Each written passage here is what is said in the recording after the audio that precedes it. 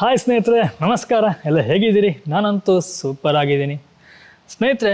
ತುಂಬ ವರ್ಷಗಳಿಂದ ನಮ್ಮ ಜೊತೆ ಇದ್ದಂಥ ಒಂದು ವಸ್ತು ಇಲ್ಲ ಅಂತಂದರೆ ಮನಸ್ಸಿಗೆ ಏನೋ ಒಂದು ಕಸಬಿಸಿ ಹಾಗೆಯೇ ತುಂಬ ಬೇಸರ ಅಂತ ಅನಿಸುತ್ತೆ. ಅದೇ ಅನುಭವ ನನಗೆ ಸಹ ಆಗ್ತಾ ಉಂಟು. ತುಂಬ ಜನ ಗೊತ್ತಿದ್ದಿರ್ಬೋದು, ನಮ್ಮ ಚಾನಲನ್ನು ರೆಗ್ಯುಲರ್ ನೋಡ್ತಿರೋವರಿಗೆ. ನನ್ನ ಹತ್ರ ಒಂದು ಡಿಸ್ಕವರ್ 100 ಬೈಕ್ ಇತ್ತು, ಬ್ಲೂ ಮತ್ತು ಬ್ಲ್ಯಾಕ್ ಕಾಂಬಿನೇಷನ್. ಇದು ಸುಮಾರು 10 ವರ್ಷಗಳಿಂದ ನನ್ನ ಜೊತೆ ಇದ್ದು, ನಾನು ಆ ಬೈಕನ್ನು ತಗೊಂಡಿದ್ದು 2013 ಫೆಬ್ರವರಿಯಲ್ಲಿ. 2023 ಜುಲೈ ತನಕ ನನ್ನ ಜೊತೆ ಇತ್ತು. ಆದರೆ ಈಗ ನನ್ನ ಹತ್ರ ಬೈಕ್ ಇಲ್ಲ.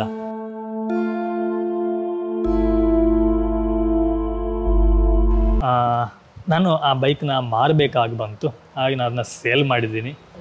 ನಾನು ಯಾಕೆ ಇವತ್ತು ಈ ವಿಷಯ ಹೇಳ್ತಿದ್ದೀನಿ ಅಂತಂದರೆ, ನಾನು ರೆಗ್ಯುಲರ್ ಆಗಿ ಬೈಕ್ ನಿಲ್ಲಿಸುವಂಥ ಜಾಗಕ್ಕೆ ಬಂದರೆ ತುಂಬ ಏನೋ ಒಂದು ಇಡೀ ಮನೆಯೇ ಖಾಲಿ ಆಗಿದೆ, ಹಾಗೆಯೇ ನನ್ನ ಜೊತೆ ಯಾರೂ ಇದ್ದವ್ರು ಇಲ್ಲ ಅಂತ ಅನಿಸೋಂಥ ಫೀಲ್ ಆಗುತ್ತೆ.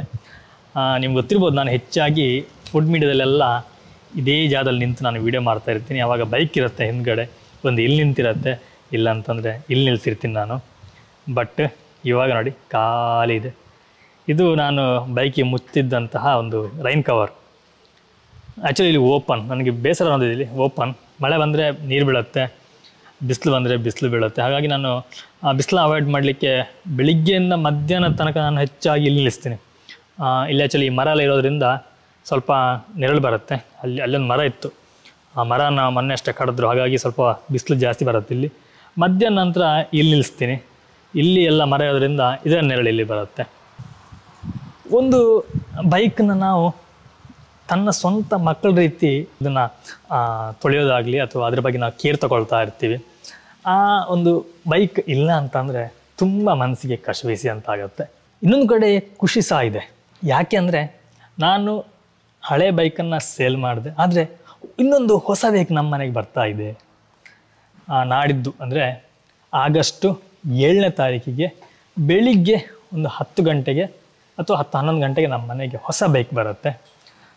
ನಾನು ಮಂಗಳೂರಿನಲ್ಲಿರುವಂತಹ ಸಾಯಿರಾಧ ಅನ್ನೋ ಒಂದು ಶೋರೂಮ್ ಇದೆ, TVS ಶೋರೂಮ್. ಹೆಚ್ಚು ನಾನು TVS ಗಾಡಿ ತಗೊಳ್ತಿರೋದು. ಒಂದು ಒಳ್ಳೆ ಫೀಚರ್ಸ್ ಇರುವಂಥ ಗಾಡಿ ತಗೊಳ್ಳುವ ಅಂತ ಡಿಸೈಡ್ ಮಾಡಿ TVSಗೆ ನಾನು ಹೋದೆ. ನನಗೆ ಬೇಕಾದಂಥ ಫೀಚರ್ಸ್ ಇದೆ, ಒಂದು ಒಳ್ಳೆಯ ಗಾಡಿ ಕೂಡ ಹೌದು, ಚೆನ್ನಾಗಿದೆ, ನೋಡಲಿಕ್ಕೂ ಚೆನ್ನಾಗಿದೆ, ಲುಕ್ಕು ಸೂಪರ್ ಆಗಿದೆ. ಹಾಗಾಗಿ ನಾನು TVSಗೆ ಗಾಡಿ ತಗೊಳ್ಳುವ ಅಂತೇಳಿ ನೋಡಿದೆ. ಆ್ಯಕ್ಚುಲಿ ಇನ್ನೊಂದು ಸಹ ನನ್ನ ಪ್ಲ್ಯಾನ್ ಇತ್ತು, ನಾನು ನಿಮಗೆ ಅದು ನೆಕ್ಸ್ಟ್ ಹೇಳ್ತೀನಿ. ನಾನು ಆ ಗಾಡಿ ಜೊತೆ ವಿಡಿಯೋ ಮಾಡುವಾಗ ಅದ್ರ ಬಗ್ಗೆ ಸಂಪೂರ್ಣ ಮಾಹಿತಿನ ಕೊಡ್ತೀನಿ. ಯಾರಾದರೂ ಫ್ರೀ ಇದ್ದರೆ ನಾಡು ಸೋಮವಾರ 7 ತಾರೀಕಿಗೆ, ಅಂದರೆ ಆಗಸ್ಟ್ 7 ಸೋಮವಾರ ದಿನ ನಮ್ಮ ಗಾಡಿಯನ್ನು ಡೆಲಿವರಿ ತೊಗೊಳ್ಳಿಕ್ಕೆ ಹೋಗ್ತಾ ಇದ್ದೀನಿ. ಫ್ರೀ ಇರೋರು ನಮ್ಮ ಸಾಯಿರಾಧ TVS ಹತ್ರ ಬನ್ನಿ, ಅಲ್ಲಿ ಮೀಟ್ ಆಗುವ. ಹೊಸ ಗಾಡಿ ಯಾವುದು, ಫೀಚರ್ಸ್ ಏನಿದೆ, ಪ್ರತಿಯೊಂದನ್ನು ನಾನು ಗಾಡಿನ ನಿಮ್ಮನ್ನ ತೋರಿಸುವಾಗ ಅದ್ರ ಬಗ್ಗೆ ಸಂಪೂರ್ಣ ಮಾಹಿತಿನ ಕೊಡ್ತೀನಿ. ಹಳೆ ಗಾಡಿ ಬಗ್ಗೆ ಹೇಳಬೇಕು ಅಂತಂದರೆ, ನಾನು ಆ ಗಾಡೀಲಿ ತುಂಬ ಓಡಾಡಿದ್ದೀನಿ. ನಾನು ಲಾಂಗೆಸ್ಟ್ ಜರ್ನಿ ಹೋದಂತಂದರೆ ಒಂದೇ ದಿನದಲ್ಲಿ 300 ಕಿಲೋಮೀಟರ್ ನಾನು ಅದನ್ನು ಓಡಿಸಿದ್ದೀನಿ. ನನ್ನ ಮದುವೆ ಟೈಮಲ್ಲಿ ಇನ್ವಿಟೇಷನ್ ಕೊಡಲಿಕ್ಕೆ. ಆ್ಯಕ್ಚುಲಿ ನಾನು ಅವಾಗ LNTಲಿ ಜಾಬ್, ರಜೆ ತಗೊಂಡು ಮನೆ ಬಂದ ನಂತರ ನನಗೆ ಹೆಚ್ಚು ಟೈಮ್ ಇರಲಿಲ್ಲ. ತುಂಬ ಶಾರ್ಟ್ ಪೀರಿಯಡಲ್ಲಿ ತುಂಬ ಕವರ್ ಮಾಡಬೇಕಾಗಿತ್ತು. ಹಾಗಾಗಿ ಒಂದೇ ದಿನದಲ್ಲಿ 300 ಕಿಲೋಮೀಟರ್ ನಾನು ಫುಲ್ಲು ಓಡಾಡಿದ್ದೀನಿ, ನಾನು ಮತ್ತು ನಮ್ಮ ಅಮ್ಮ ಇಬ್ಬರು ಸೇರಿಕೊಂಡು. ಅದು ನನ್ನ ಲಾಂಗೆಸ್ಟ್ ಟ್ರಿಪ್ ಅದು ನಾನು ಹೋದ್ದು. ಮತ್ತು ಆವಾಗೆಲ್ಲ ಹಾಗೆ ಸ್ವಲ್ಪ ಬೇಸರ ಅಂತ ಅನಿಸಿದಾಗ ಗಾಡಿ ತಗೊಂಡು ಸೀದಾ ಹೋಗ್ತಿದ್ದೆ, ಹೀಗೆಲ್ಲ ತಿರುಗಾಡ್ಕೊಂಡು ಬರ್ತಾಯಿದ್ದೆ ಒಬ್ಬನೇ ಹೋಗಿ. ಆದರೆ ಆಗ ನನಗೆ ಈ ವ್ಲಾಗಿಂಗ್ ಮಾಡುವಂಥದ್ದೆಲ್ಲ ನಮ್ಗೆ ಗೊತ್ತಿರಲಿಲ್ಲ. ಆ್ಯಕ್ಚುಲಿ ಈ ಯೂಟ್ಯೂಬಲ್ಲಿ ಈ ರೀತಿಯೆಲ್ಲ ಇದೆ ಅನ್ನೋದು ನಮಗೆ ಗೊತ್ತಿಲ್ಲ. ಆ ಟೈಮಲ್ಲಿ ಆಗಿದ್ದರೆ ನನಗೆ ಇನ್ನೂ ಸ್ವಲ್ಪ ಪ್ಲಸ್ ಪಾಯಿಂಟ್ ಆಗಿರೋದು. ಆಗ ನಾನು ಮದುವೆ ಆಗಿರಲಿಲ್ಲ, ಒಬ್ಬನೇ ಇದ್ದೆ, ಎಲ್ಲೆಲ್ಲ ಓಡಾಡ್ತಿದ್ದೆ ಇದೇ ರೀತಿ. ಪ್ರತಿಯೊಂದು LNTಲಿರುವಾಗ ನಮ್ಮ ಬೇರೆ ಕಡೆ ಬೇರೆ ಪ್ರಾಜೆಕ್ಟ್ ಇರೋದು, ಅಲ್ಲೆಲ್ಲ ಹೋಗಿ ಅಲ್ಲೆಲ್ಲ ತುಂಬ ಪ್ಲೇಸ್ಗಳನ್ನು ನೋಡ್ತಾ ಇದ್ವಿ. ತುಂಬ ಜನ ಫ್ರೆಂಡ್ಸ್ ಇದ್ದರು, ಅವ್ರ ಜೊತೆ ತಿರುಗಾಡ್ತಿದ್ದೆ. ಈ ಮದುವೆ ಆದ ನಂತರ ಸ್ವಲ್ಪ ನಮಗೆ ಕಡಿವಾಣ ಬೀಳುತ್ತೆ, ಹೊರಗಡೆ ಹೋಗಲಿಕ್ಕೆ ಆಗಲಿ ಏನಾಗಲಿ. ಮದುವೆ ಆದರಿ ಸ್ವಲ್ಪ ಅನುಭವ ಆಗಿದ್ದಿರ್ಬೋದು, ಇದ್ರ ಬಗ್ಗೆ ನಾನು ಹೆಚ್ಚಾಗಿ ಹೇಳ್ಬೇಕಂತೇನಿಲ್ಲ.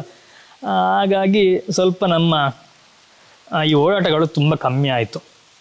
ನೋಡೋಣ, ಇನ್ನು ಮುಂದೆ ಸ್ವಲ್ಪ ಓಡಾಡಬೇಕು ಅಂತ ಅಂದ್ಕೊಂಡಿದ್ದೀನಿ. ಸ್ವಲ್ಪ ನಾವು ಬಿಡು ಮಾಡ್ಕೊಳ್ಳೋಣ ಅಂಥೇಳಿ. ಯಾಕಂದರೆ ಈಗ ಮಗಳು ಸ್ವಲ್ಪ ದೊಡ್ಡದಾದ, ಈಗ ಮಗಳಿಗೂ ಸಹ 1 ವರ್ಷ ಆಗ್ತಾ ಬಂತು. ಇನ್ನು ಸಹ ಪರವಾಗಿಲ್ಲ, ಸ್ವಲ್ಪ ಮ್ಯಾನೇಜಬಲ್ ಆಗುತ್ತೆ.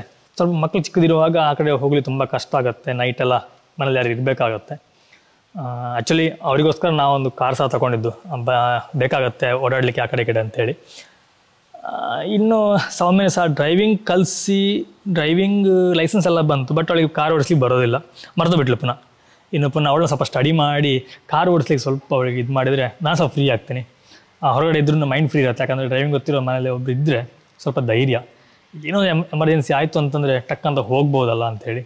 ಹಾಗೆ ನಮಗೇನು ಸಿಟಿ ಹತ್ತಿರ ಇರೋದ್ರಿಂದ ಅಷ್ಟೊಂದು ಟೆನ್ಷನ್ ಇಲ್ಲ.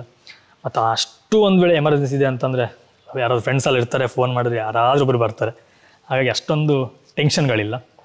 ನನಗೆ ನನ್ನ ಗಾಡಿ ಬಗ್ಗೆ ಸಣ್ಣ ಮೆಮೊರಿ ನಿಮ್ಮ ಜೊತೆ ಹಂಚ್ಕೊಳ್ಬೇಕಾಗಿತ್ತು.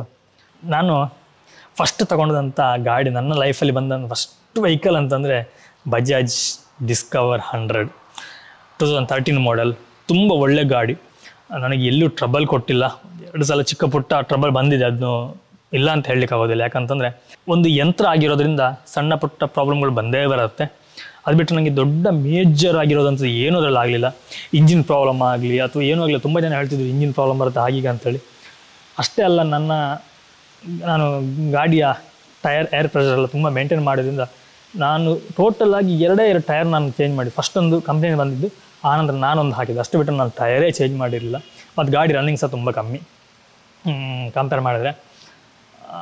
ಫಸ್ಟಿಗೆ ನಾನು ಎಲ್.ಎನ್.ಟಿಲಿರುವಾಗ ಬೆಳಗ್ಗೆ ಆಫೀಸ್ ಹೋಗ್ತಿದ್ದೆ, ಸಂಜೆ ಮನೆಗೆ ಹಾಗೇ ತಿರುಗಾಡ್ತಿದ್ವಿ. ಎಲ್ಲೋ ವೀಕೆಂಡಲ್ಲಿ ಸ್ವಲ್ಪ ನಾವು ತಿರುಗಾಡ್ತಾ ಇದ್ವಿ. ಆನಂತರ ಅಲ್ಲಿ ಓಡಾಟ ಅಂತ ಹೇಳಿ ನಮ್ಮ ಬೈಕ್ ಯೂಸ್ ಕಮ್ಮಿ ಆಯಿತು. ಆನಂತರ ಸ್ವಲ್ಪ ಯೂಟ್ಯೂಬ್ ಸ್ಟಾರ್ಟ್ ಮಾಡಿದ್ಮೇಲೆ ಸ್ವಲ್ಪ ರನ್ ಆಯಿತು ಅಂತ ಹೇಳ್ಬೋದು. ಬಟ್ ಗಾಡಿಯನ್ನು ತುಂಬ ಚೆನ್ನಾಗಿ ಮೇಂಟೈನ್ ಮಾಡಿದ್ದೆ. ನನಗೆ ಆ್ಯಕ್ಚುಲಿ ಕೊಡ್ಲಿಕ್ಕೆ ಮನಸ್ಸಿರಲಿಲ್ಲ. ಒಂದು ವೇಳೆ ನನಗೆ ನಮ್ಮ ಸ್ವಂತ ಮನೆ ಆಗಿದ್ದು ಪಾರ್ಕಿಂಗಿಗೆ ಕರೆಕ್ಟ್ ವ್ಯವಸ್ಥೆ ಇದೆ ಅಂತಂದರೆ 100% ನಾನು ಕೊಡ್ತಿರಲಿಲ್ಲ. ಯಾಕಂದರೆ ಆ ಗಾಡಿ ಸೇಲ್ ಆದರೂ ಸಹ ಒಂದು 14,000ಕ್ಕೆ ಸೇಲ್ ಆಯಿತು.